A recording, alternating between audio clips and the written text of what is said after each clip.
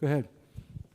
Hello, I'm Kelvin Chan. I'm a lifelong retired educator and Thank you. learner. I want to thank the City and County of Honolulu for affecting my whole life because of a program they had in the 1960s, 1970s, but this program, it stopped in the late 1990s.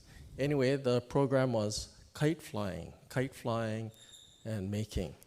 In fact, in 1972, Hawaii, at the Kapiolani Park, had the first Hawaii World Kite Flying Championship.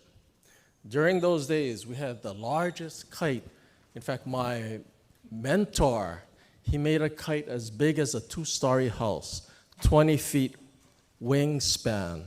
It's a Filipino kite, and it's tailless, and it goes straight up. In those days, to judge the highest flying kite, the city provided a helicopter to go up, straight up, and judge the highest flying kite. And then throughout my years as an educator, I was a mathematics teacher, a computer science teacher. I taught problem solving, kite making, and this affected my life. In fact, in the next couple of weeks, I got invited to go to China to bring the kites. Okay. That, So what is your question, sir? Okay, the question is, the amount of parks that's provided for kite flying is limited, especially in District 2. If you look at the special places to fly kites, there's only Booth Park, Dole, and Halava Park. I grew up over here in Salt Lake. Are there actually signs that say no kite flying in the other Yes, places? this park, Pu'umalu Park, the one over This there. big park out Yeah. here says you can't fly kites? Yes, in fact, this park says no ball playing, no picnicking signs. This is right up Kayhow's. This is right up her alley. Go ahead, Kayhow, take it away. Hi, thanks for bringing up your question about kites. We'll be happy to explore that and, see where we can expand kite flying in our parks.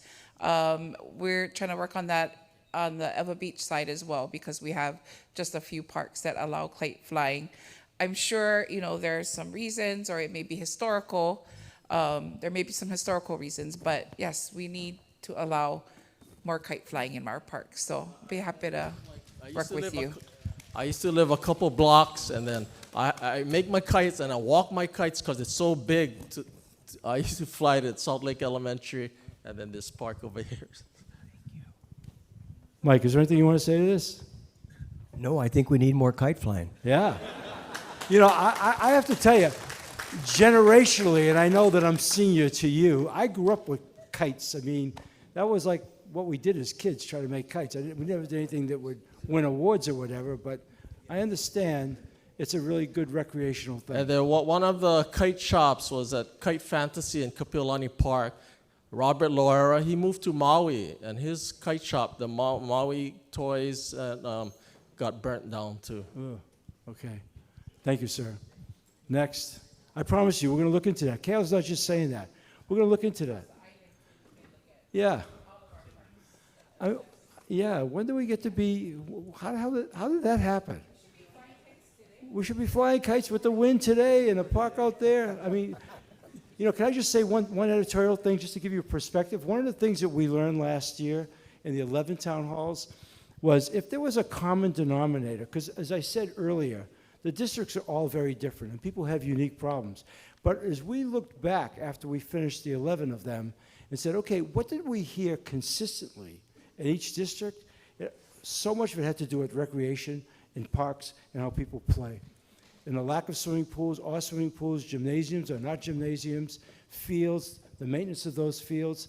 So we really understand, and Laura's not here tonight, but Kayal and Laura, we don't think we could have two finer people in charge of our parks and recreation, and their commitment and understanding what it represents. And it sounds so cliche, but honestly, it's about quality of life. It's about making it better to live, work, and play.